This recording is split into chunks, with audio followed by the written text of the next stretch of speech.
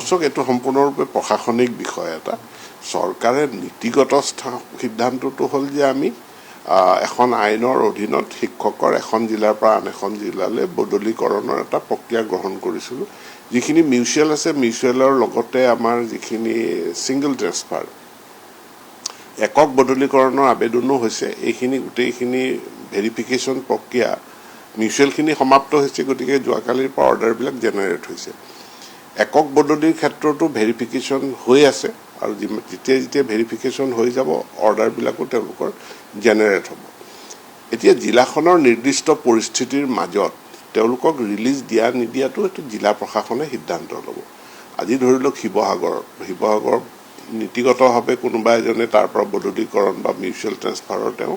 অনুমোদন লাভ কৰিছে কিন্তু জিলাখনৰ এটা অভাৱনীয় পৰিস্থিতি আছে তো সেই সময়ত জিলা প্ৰশাসনে তেখেতক ৰিলিজ কৰা নকৰাৰ বিষয়ত সিদ্ধান্ত ল'ব আৰু ইমিডিয়েটলি নকৰিব পাৰে কিন্তু অলৰেডি যিহেতু এইটো ট্ৰেন্সফাৰ অৰ্ডাৰটো হৈয়ে গ'ল গতিকে দুদিন দেৰিকৈ হ'লেও তেওঁ ৰিলিজ অৰ্ডাৰ পাবই মই সেই কথাটো নক'লোঁ গতিকে অৰ্ডাৰ এবাৰ once order is issued it is valid ইয়াত কোনো টাইম ফেক্টৰ নাথাকে